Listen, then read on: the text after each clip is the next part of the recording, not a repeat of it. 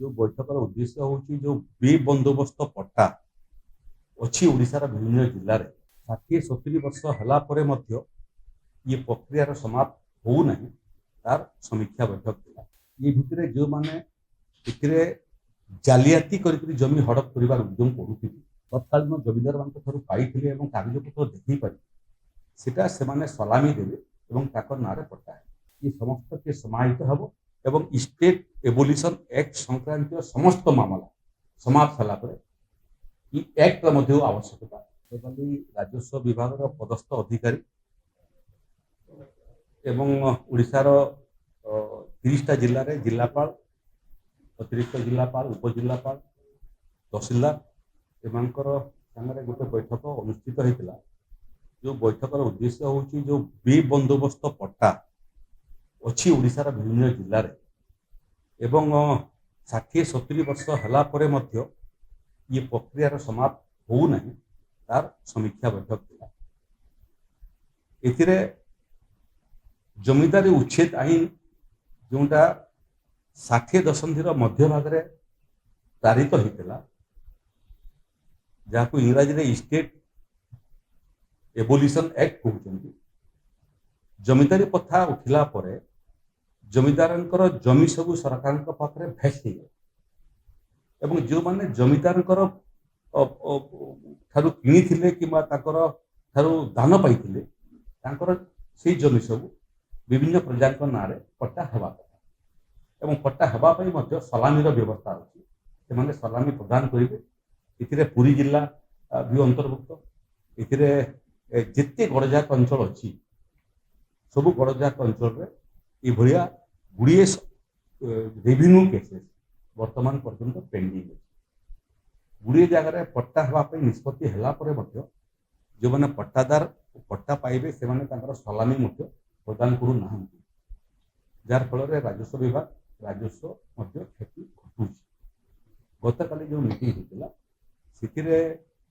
जिते राज्य में जमी अच्छी एवं से जमी संक्रांत जिते केस अच्छी ताकू चलित वर्ष डिसेम्बर शेष सुधा समाप्त करने निर्देश दिया है। ये भितर जो मैंने जालियाती जमी हड़प कर उद्यम करुँगी परीक्षा निरीक्षा कर से जमी को सरकार खाता आने निर्देश दिया है।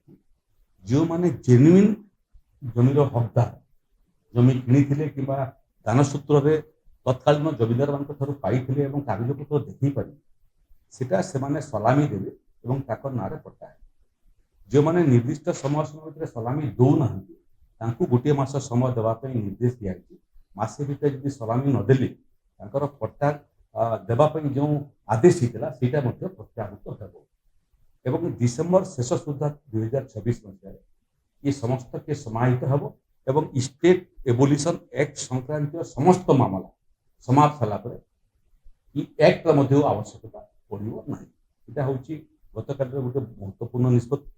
द्वितीय है ये जो पट्टार संशोधन कलम टू करेक्शन चलता प्राय 63 लाख भेरिफिकेशन हो सारा ओडिशा से 58 लाख पट्टा संशोधन हो सारा बुलेट रे संशोधन कर सारे बाकी जोटा अच्छी त्वरान्वित करने आरआई मान को निर्देश दिखाई तहसीलदार मान को निर्देश दिखाई निर्दिष्ट समय से गोटे गोटे गोटे नुआपड़ा भाया जिला 90% सक्सेस कले कि गुड़िए जिला अच्छी जोटा सक्सेस परसेंटेज बहुत संतोषजनक नुह काली निष्पत्ति ये राजस्व सेवा प्रदान क्षेत्र में आम ग्रेडेशन प्रस्तुत करूँ सारा ओडिशा 30टा जिला जो जिला प्रत्येक मास समीक्षा हम राजस्व सेवा क्यों जिला के प्रदान कर परसेंटेज सेवा दे पारा तार आधार में ग्रेडेशन हम 1 ରୁ 30 पर्यंत विभिन्न जिला से ग्रेडेशन पाइल तेणु से ग्रेडेशन व्यवस्था ये जिला मैंने परस्पर सामने कंपिटिशन कर सर्वोत्तम सेवा समूह भितर जोगे देवाई प्रतियोगिता करेंगे जार लाभ ओडिशा साधारण नागरिक उठे पारे। तृतीय विषय है जे जो जो आईन रे लोक गरीब लोक पट्टा दिया गोटे हूँ आपंकर सर्वोदय आंदोलन समय भूदान आंदोलन समय गुड़िए लोक पट्टा दिया କିନ୍ତୁ ସେ ପଟ୍ଟା ଚିହ୍ନଟ ଜମି ଆଜି ପର୍ଯ୍ୟନ୍ତ ଚିହ୍ନଟ ହେଇନି। ଓଏଲାର ଆଇନକୁ କାର୍ଯ୍ୟକାରୀ କଲା ସମୟରେ ସିଲିଂ ସର୍ପ୍ଲସ୍ ଲ୍ୟାଣ୍ଡ ମଧ୍ୟ ଧନୀ ଲୋକଙ୍କ ଠାରୁ ଜମି ନିଆହେଇଥିଲା, ଗରିବ ଲୋକଙ୍କୁ ଆବଣ୍ଟନ ହେଇକି ପଟ୍ଟା ଦିଆଯାଇଥିଲା, କିନ୍ତୁ ସେ ଜମି ସେମାନଙ୍କୁ ଚିହ୍ନଟ ହେଇନି। ଇଏ ଉଭୟ ଆଇନରେ ଯେତେ ଲୋକ ପଟ୍ଟା ପାଇଥିଲେ ସେମାନେ ସମସ୍ତେ ମରିଗଲେ।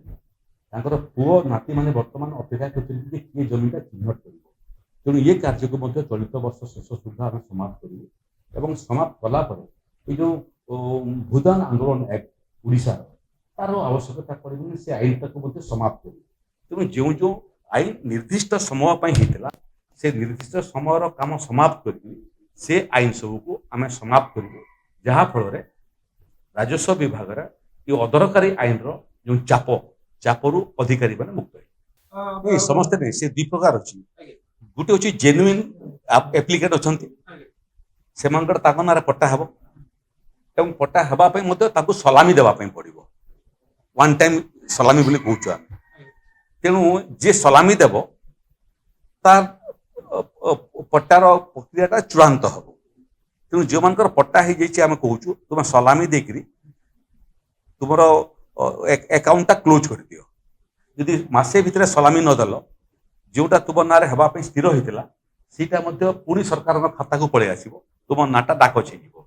ଯେଉଁମାନେ ଫର୍ଜରୀ କରିକିରି ବିଭିନ୍ନ ସମୟରେ ଜମିଦାର ନାଁରେ କିମ୍ବା ଜମିଦାରର ଗୁମାସ୍ତା ନାଁରେ ଆଉ କାହା ନାଁରେ କାଗଜପତ୍ର ଡୁପ୍ଲିକେଟ୍ କରିକିରି ଜମି ହଡପ କରିବା ପାଇଁ ପ୍ରୟାସ କରୁଥିଲେ, ସେଭଳିଆ କେସ୍ଟାକୁ ଯାଞ୍ଚ କରିକିରି ସେ ଜମି ସବୁ ଯଦି ସେଭଳିଆ ଲୋକଙ୍କର ଦଖଲରେ ବି ଥିବ ତାକୁ ସରକାର ନିଜ ଖାତାକୁ ନେଇ ଆସିବେ, ନିଜ ଦଖଲ ଡିଟେଲ ଡାଟା ଅଫିସକୁ ଆସୁନାହାନ୍ତି ଦେଇକି ହେଲା। ସେଥିରେ ଜିଲ୍ଲା ୱାଇଜ୍ ଅଛି, ଜିଲ୍ଲା ୱାଇଜ୍ ଅଛି ହେଲା। ଆପଣମାନଙ୍କ ରେଫରେନ୍ସ ପାଇଁ ସାହାଯ୍ୟ ଦେବ, ଜିଲ୍ଲା ୱାଇଜ୍ ଅଛି। ଆଉ କଲମ 2 କରେକ୍ସନଟା ମଧ୍ୟ ଜିଲ୍ଲା ୱାଇଜ୍ ଅଛି। ଗୋଟେ ଗୋଟେ ଜିଲ୍ଲାରେ 92-93% ସରିଗଲାଣି। ସେନ୍ସସ୍ କହୁନାହାନ୍ତି ମୋତେ, ସେନ୍ସର ଡାଟା ଦେଇଦେବି। ଓଡ଼ିଶାରେ ସାରା ଭାରତ ବର୍ଷରେ 90% ପହଞ୍ଚିଗଲାଣି।